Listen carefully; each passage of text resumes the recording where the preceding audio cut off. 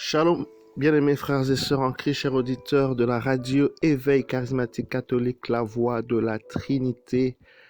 C'est votre frère Afi en ce matin. Je vous salue dans le puissant et précieux nom de notre Seigneur Jésus-Christ et je vous souhaite la bienvenue à ce tonus matinal. Et que le Seigneur soit béni, que le Seigneur soit loué, que le Seigneur soit exalté parmi nous, qu'il soit honoré. La parole en ce jour est tirée du livre de Jean 15. Jean 15 à partir du verset 5. Jean 15, verset 5. Père, nous te bénissons, nous te louons, nous te glorifions, nous te disons merci pour ton amour, merci pour ta présence, merci pour cette journée, de la protection que tu nous as donnée, que tu continues à nous donner, pour tes grâces, tes bénédictions que tu as renouvelées pour chacun de nous en ce jour. Nous sommes reconnaissants, nous te disons merci pour ton action puissante à travers cette exhortation, Père. Que ton nom soit glorifié, Saint-Esprit. Viens nous en aide, remplis l'atmosphère physique spirituelle, afin que Jésus soit glorifié. Au nom de Jésus, Père, nous avons ainsi prié. Amen. La Bible déclare, bien-aimé, dans le livre de Jean 15 au verset 5, « Je suis la vigne, vous êtes les branches. Si quelqu'un reste attaché à moi, comme je suis attaché à lui, il donne beaucoup de fruits. En effet, sans moi, vous ne pouvez rien faire. Celui qui ne reste pas attaché à moi, on le jette dehors comme les branches. Alors, les branches deviennent sèches, on les ramasse, on les jette dans le feu et elles brûlent. Alléluia. Le Seigneur est en train, en ce matin, de donner une image très forte concernant justement la continuité du ministère que nous portons, le ministère de Jésus-Christ de Nazareth. Tout ce que Christ, n'est-ce pas, a accompli sur la croix, n'est-ce pas? À un moment donné, il a dit qu'il était mieux qu'il puisse partir pour que le Saint-Esprit nous soit donné. Pourquoi? Justement pour que nous puissions perpétuer encore, continuer l'œuvre que Christ avait commencée sur terre.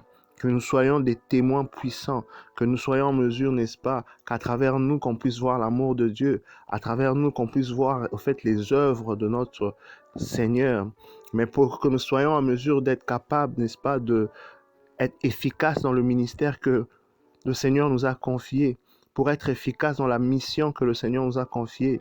Il est en train, n'est-ce pas, de nous rappeler combien important il est de demeurer, n'est-ce pas, attaché à lui. Donc, j'aimerais t'exhorter, bien-aimé, en ce matin, à la communion, justement, que nous devons avoir avec notre Seigneur, à cet attachement que nous devons cultiver, n'est-ce pas, à cette tendance que nous devons toujours avoir de rechercher d'abord Dieu avant de faire le prochain mouvement, avant de prendre la prochaine décision, avant de faire quelque chose, bien-aimé. On doit se rassurer que nous sommes un avec Dieu. Nous devons nous rassurer que c'est la volonté parfaite de Dieu et non la volonté permissive, parce que parfois nous demandons quelque chose au Seigneur, mais nous avons déjà arrêté des pensées, nous avons déjà des sentiments, nous avons déjà des émotions en nous. Mais bien-aimé, lorsque cela est le cas, on risque de ne pas faire le bon choix, on risque de se tromper. J'aimerais t'exhorter en ce matin de t'abandonner complètement au Seigneur, être un avec Dieu,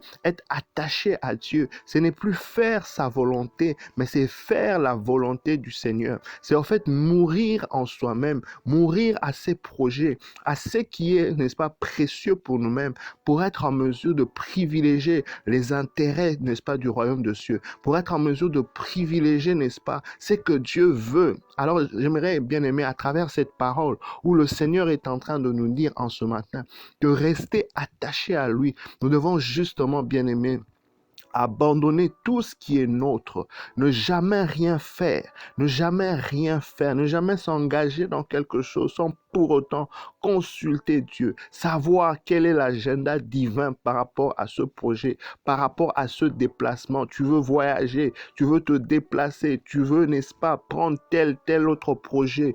Bien-aimé, la Bible déclare, recommande ton sort à l'Éternel, fais confiance à Dieu, il agira. Je mérite donc en ce matin t'encourager de toujours recommander toute chose au Seigneur, de recommander tout projet, de recommander tes journées, de recommander les nouveaux travails, tout ce que tu désires, bien-aimé. Tu dois, n'est-ce pas, toujours le recommander à Dieu, se rassurer que le Seigneur est dans ton affaire, se rassurer que Dieu, parce que lorsque Dieu est dans ton affaire, dans ton projet, il va assumer, n'est-ce pas, tout ce qu'il y a comme challenge, défi et combat. Alléluia. À un moment donné, Dieu dit à Israël d'attaquer les ennemis pour entrer en terre promise. Israël refuse. Ceux qui étaient rebelles, qui avaient vu des géants, n'est-ce pas? Parce que on se rappelle que le Seigneur avait permis que certains puissent aller explorer le pays avant de l'attaquer. Et ceux qui sont rentrés, ils sont rentrés avec un mauvais témoignage pour décourager les gens.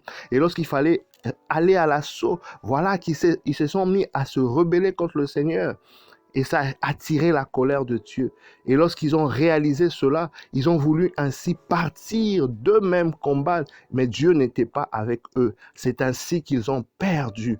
Bien-aimé, rassure-toi, n'est-ce pas, que le Seigneur soit toujours au front de tes batailles, au front de tes difficultés, au front de tout ce que tu traverses, parce que il est le Dieu, n'est-ce pas, qui donne la victoire. Il dit en ce matin, sans lui, tu ne peux rien faire. Il dit, celui qui ne reste pas attaché à moi, on le jette dehors. Donc notre vie n'a de sens que lorsque nous sommes attachés à Christ.